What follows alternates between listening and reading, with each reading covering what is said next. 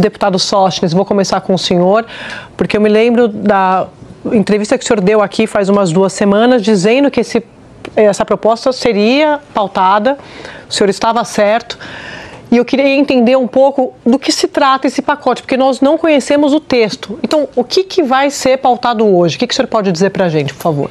É a PEC, que para mim é a PEC do fim da chantagem. Vocês colocaram outra denominação aí, que a gente respeita, a democracia nos dá o livre direito de fazer as críticas. É um retorno ao texto da Constituinte originária. Na Constituição de 1988, os parlamentares da Constituinte já colocaram na previsão que para processar parlamentares deveria ter autorização das 2 casas. Quando o presidente Aécio Neves presidia a Câmara dos Deputados, ele decidiu mudar isso justamente por causa de alguns escândalos que existiam com os parlamentares da esquerda, em especial do PT à época, e mudou para deixar isso na mão do Supremo Tribunal Federal. O que está acontecendo, lamentavelmente, não são todos, nós defendemos todas as instituições, em especial o Supremo Tribunal Federal, mas tristemente, para quem já tem algum tempo de mandato aqui, a gente tem que admitir que alguns ministros do STF, em votações que ferem interesse do Supremo Tribunal Federal, eles estão chantageando os parlamentares. Ora, ministro do Supremo Tribunal Federal não é eleito pelo povo. Eles têm, inclusive, um mandato até 75 anos de idade por causa da PEC da Bengala. Nós precisamos reequilibrar os poderes. O Supremo Tribunal Federal não pode continuar chantageando parlamentares quando tem algumas votações que não são do interesses deles. Isso é antirrepublicano, antidemocrático, e esta PEC vem corrigir esse defeito, voltando ao texto originário de 88. Isso. Mas isso que eu queria entender. Então, a PEC prevê aval do Congresso para abrir ação penal, tem prazo para inquérito policial? Olha só, a gente não conhece o texto. A gente não tem o texto publicado, tá? Eu só posso te falar. Não, publica-se o texto, nós vamos ler o texto para poder tomar a decisão do voto, e nós temos a opção de que, se em algum artigo a gente entender que há uma blindagem excessiva a parlamentares, que nunca foi a intenção deste parlamento, a gente vai destacar e votar contrário. Mas espera aí, então, para entender, não tem um texto fechado, a proposta foi pautada de um texto que não está fechado?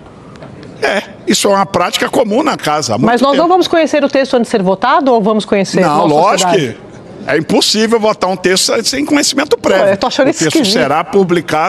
O texto será publicado, o relator está conversando com todas as bancadas, está indo às bancadas ouvindo, o texto será publicado, depois nós teremos todo o amplo debate. Uma PEC tem que ter quórum qualificado, e nós vamos fazer todo o debate como a Constituição. Mas tudo isso hoje vai ter um grupo de trabalho de 30 dias para discutir o texto? Não. Porque um amplo debate...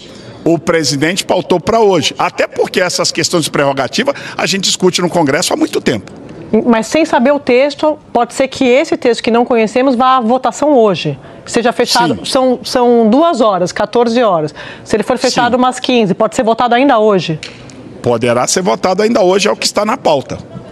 Deputado Lindbergh, os senhores foram surpreendidos, porque eu sei que a base do governo estava trabalhando... A base não, vou dizer o PT, o senhor é líder do PT. Qual que é a orientação do partido, a orientação do Palácio do Planalto a respeito desse texto que não conhecemos? Olha, eu acho inacreditável isso. Alguém acha que o eleitor, que o povo brasileiro está querendo votar PEC da blindagem? Eu acho até engraçado o líder do PL falar em chantagem. O Brasil está sendo atacado. O Brasil está sendo chantageado com tarifas. O custo, Eduardo Bolsonaro, já é um custo de 40 bilhões. Programa Brasil Soberano. Chantagem contra ministros do Supremo. Aí, num momento como esse, que o povo quer que vote, sabe o que hoje? Projeto do Senado sobre criança e adolescente, que eles diziam que era censura, teve uma mobilização muito grande. Isenção de imposto de renda, programas para proteger empresas e empregos. Eu quero chamar uma atenção. A volta do texto da PEC de 88, da emenda constitucional de 88, significa o seguinte: naquele período mais de 200 deputados não foram investigados. Só 2 foram cassados. Aquele Hildebrando Pascoal, aquele deputado da Motosserra, e o tal do Jabes Ribeiro. É um retrocesso gigantesco. É uma aliança do bolsonarismo que quer criar confusão no julgamento do Supremo. Eles estão falando aqui em duplo grau de jurisdição. Para que isso? Eles tentam que, acabado o julgamento na turma, vá para o plenário. Então, eles vão aparecer aqui com essa caixinha mágica e junta todo o resto de parlamentares que querem interromper os processos. Eu, sinceramente, nós do PT vamos ter uma reunião agora. A posição nossa, que nós vamos defender, é contra essa PEC da blindagem. Porque não é isso que o povo brasileiro quer da gente nesse momento. O povo quer soluções, quer propostas concretas. Merval. Eu ia perguntar, deputado Lindenberg, deputado Sócio, Merval Pereira aqui, eu ia perguntar exatamente isso. Como é que a oposição vai se comportar na votação hoje? Porque o PT, por exemplo, vai fechar a questão contra a PEC? A oposição. Olha, essa é a minha posição, a nossa posição é de votar contra. Porque aqui tem um roteiro, Merval. O roteiro está descrito. Eles querem juntar foro, eles querem juntar PEC de prerrogativas e ir depois para anistia. Gente, o que está acontecendo é muito grave. O papel do Trump, o que é que o Trump pede com as tarifas? Anistia, interrupção do julgamento. Vamos nós aqui fazer água num movimento como esse?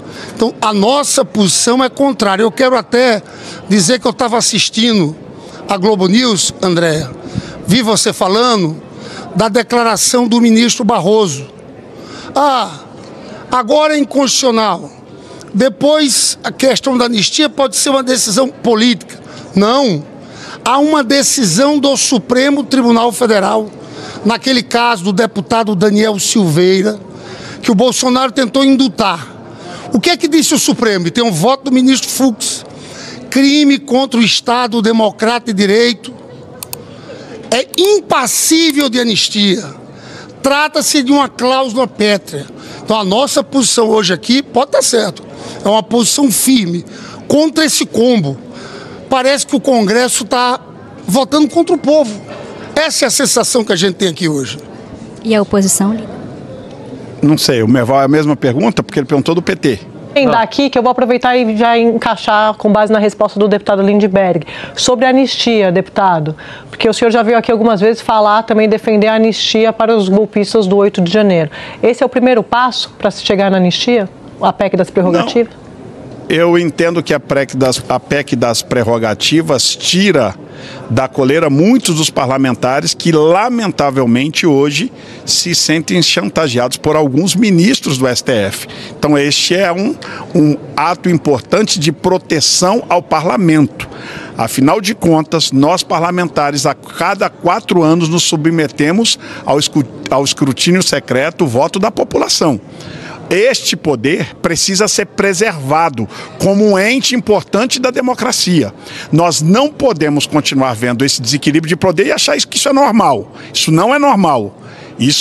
E aí nós temos que lutar por um poder que é legitimamente eleito pela população. A cada 4 anos esse poder pode ser trocado em 100%, diferente do Supremo Tribunal Federal. Agora, logicamente que ao tirar essa chantagem com a PEC das prerrogativas, nós pavimentamos sim a possibilidade da votação do projeto da anistia, que para mim já tinha que ter sido votado no primeiro semestre. E só não foi votado porque os presidentes das duas casas decidiu não pautar, descumprindo um acordo com o PL, que fizemos este acordo com os 2 presidentes na eleição, que eles pautariam. E a casa é soberana. Quem é contrário, vota contrário. Se tiver maioria, a anistia virá, porque ela está na Constituição brasileira. Agora, este Congresso tem que ter altivez, e eu conheço e reconheço isso dos meus 512 colegas deputados, e tenho certeza que dos 81 senadores, que ninguém está aqui para proteger corrupção. Eu assumo compromisso público com todos vocês assinantes da Globo News, que em vindo para cá, qualquer denúncia contra um parlamentar com comprovação de suspeita de corrupção, eu vou autorizar, em caso que a PEC seja aprovada, vou autorizar que o processo continue. Agora, o que não dá é para que, em nome desta proteção, que demos isso ao Supremo Tribunal Federal, a gente comece a ver atos de perseguição por falas na tribuna, por um excesso de processos que estão hoje lá de parlamentares, que não é por corrupção, e sim por questões de pura perseguição política e ideológica. Para esses, nós vamos sim usar da prerrogativa de não autorizar a investigação. Mas, agora, deputado, ninguém aqui está para passar a mão em corrupto. Mas, deputado, o senhor que tem uma... Eu quero ouvir o deputado Lindbergh, mas o senhor tem muita relação com a base do senhor. O senhor está sempre rodando o Rio, o senhor é aqui do Rio. Isso é uma pauta das ruas?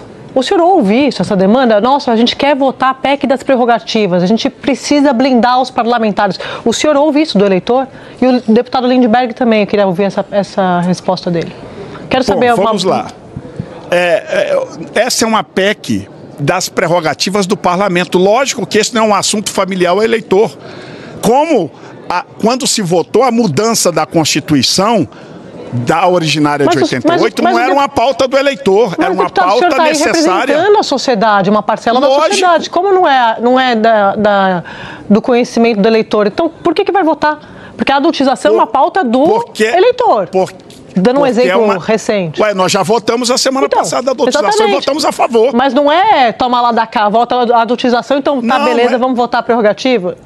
Não é tomar lá da cá, não. É a gente lutar pela nossa democracia, que está fragilizada quando um Congresso é chantageado por ministros do STF. Vocês não assumem isso, não querem essa realidade que acontece com o Congresso. Vocês acham normal que um parlamentar seja chantageado por alguns ministros do STF? Isso é normal para vocês numa democracia? Lógico que não. Deputado Lindbergh, que senão vai ficar sem tempo. Só que eu fiquei ansioso de falar.